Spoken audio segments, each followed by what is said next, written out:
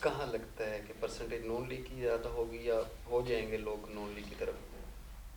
دیکھیں صرف نون لیگ تو نہیں ہے نا، پیپلز پارٹی بھی ہے وہاں پی ڈی پہ، ایم کی طرف بات پی ڈی ایم ہے، سارا پوری اپوزیشن ہے. اگر تو یہ 6-7 بندے کیو لیگ کے شجاعت صاحب کی طرف جاتے ہیں، شجاعت صاحب کی طرف جاتے ہیں تو پھر بالکل چینج ممکن ہے. ٹھیک ہے.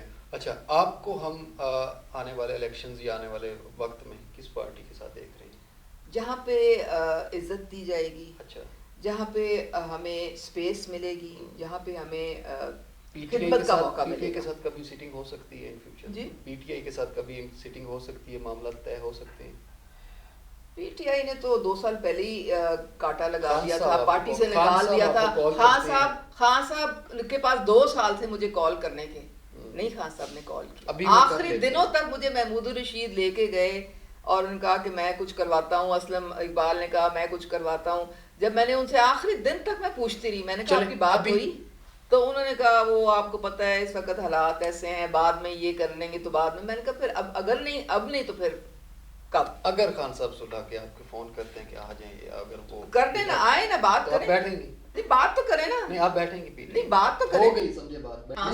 خان صاحب الٹا لٹک جائیں گے، کبھی بات نہیں کریں گے. یہ سوال، ان کی انا اتنی بڑی ہے. یہ سوال انسان جو ہمارے دیکھنے والے ویورز ہیں ان کے مائنڈ میں ہے کہ آنے والے وقت میں آپ پی ٹی آئی کے ساتھ دوبارہ بیٹھیں گی یا نہیں؟ دیکھیں خان صاحب کی انا اتنی بڑی ہے اور وہ اپنی بیگم کے سامنے کھڑے ہو نہیں سکتے ہیں، تو پھر ایسی مفروضوں پہ بات کرنے کی کیا ضرورت ہے آپ نہیں، کو؟ فرض کرنے سب صحیح ہو جاتا ہے. نہیں ہو سکتا نا، کیونکہ یہ ساری باتیں پہلے ہو چکی ہیں. اور اب میرا سچی بات ہے، اب اعتماد بھی نہیں رہا خان صاحب، نہیں بالکل نہیں رہا. جو وہ باتیں کرتے ہیں اور جو وہ اداروں کے، دیکھیں جو اداروں کے خلاف انہوں نے ہزا سرائی کی ہے، میں تو اس کو برداشت نہیں کر سکتا. مطلب کہ آنے والے وقت میں ہم آپ کو پی ڈی ایم کی کسی بھی جماعت میں دیکھ سکتے ہیں، جلوہ گر ہوں گی آپ کسی بھی جماعت کے ساتھ؟ نہیں ابھی تو دیکھیں نا، ابھی ہمارا سپریم کورٹ میں ہماری اپیل چل رہی ہے، لیٹس سی اس کا کیا وہ آتا ہے ڈیسیجن کیا آتی ہے. اس کے بعد کیونکہ ہم نے ایک طریقے سے 63A نے ہمیں، میں نے چیف جسٹس کو بھی کہا تھا، میں خود اپنی ہیئرنگ پہ گئی تھی، وہ کہتے ہیں کہ آپ کو انہوں نے نکال دیا تھا تو پھر آپ کیسے ابھی بیٹھی ہیں یہاں پہ؟ میں نے کہا کیونکہ مجھے 63A نے پروٹیکٹ کیا تھا، مجھے 63A نے کہا تھا کہ آپ نے کوئی غلط کام نہیں کیا ہے، آپ نے کوئی ایسی بات نہیں کی راستہ باقی ہے پی ٹی اے میں رہنے کا بھی. جی رہنے کا راستہ ہے. بھائی رہنے کی بات نہیں ہے، آئین کی بات ہے. آئین اگر میری ایک کانسٹیٹیوشنل پوزیشن ہے، اگر وہ برقرار آئین اس کو کرتا ہے اور قانون کرتا ہے تو پھر میں واپس چلی جاؤں گی، اور اگر نہیں کرتا ہے. واپس آپ کیسے جا سکتی ہیں؟ آپ نے کچا چٹا پورا پی ٹی اے کا کھول کے رکھا ہوا، آپ کس طرح واپس بیٹھیں گی پی ٹی اے کو؟ ہاں آپ کا ایک آئین ہے کہ نہیں ہے؟ نہیں، آئین ہے کہ نہیں ہے؟ آئین اس چیز کو نہیں دیکھتا. آئین نے آپ کو کلیئر کر دیا، آئین نے آپ کو کہا کہ آپ اپنی جگہ میں ٹھیک تھے، آپ منحرف نہیں ہیں. ہم نے اس وقت الیکشن کمیشن کے فیصلے کو چیلنج کیا ہوا ہے، جس کو یہ روز گالیاں بیٹھ کے دیتے ہیں نا، ہم نے اسی کو چیلنج کیا ہوا ہے. ہم نے کہا ہے کہ یہ آئین اور قانون کے مطابق، آئین اور قانون کے مطابق نہیں فیصلہ ہوگا. آئین آپ کو کلیئر کر دیتے ہیں، آئین آپ کو کہتا ہے تو پھر ہم واپس جا کے اسمبلی میں بیٹھیں گے پی ٹی آئی کے نام سے. بالکل وہیں پہ بیٹھیں گے، وہیں پہ بیٹھیں گے، کیونکہ ہمارا آئین ہمیں پروٹیکٹ کرتا ہے. آئین پروٹیکٹ ہمارے ساتھ اگر ہمارے ساتھ پارٹی آپ کو نہیں، پارٹی مجھے یہ بتائیں، باقی لوگوں نے پارٹی کے ساتھ جتنا ہے وہ بھی سب کے سامنے. تو ہم نے ایک، دیکھیں آپ پارلیمنٹ میں پارٹی کے لیے نہیں جاتے ہیں، آپ قوم کی خدمت. میں چیئر پرسن تھی standing committee on gender mainstreaming, میں نے سارے کمزور طبقات کے ساتھ کام کیا ہے. میں نے خواتین کے ساتھ، بچوں کے ساتھ، ٹرانسجینڈرز کے ساتھ، پی ڈبلیو ڈیز کے ساتھ کام کیا. میں وہی کام دوبارہ شروع کر دوں گی.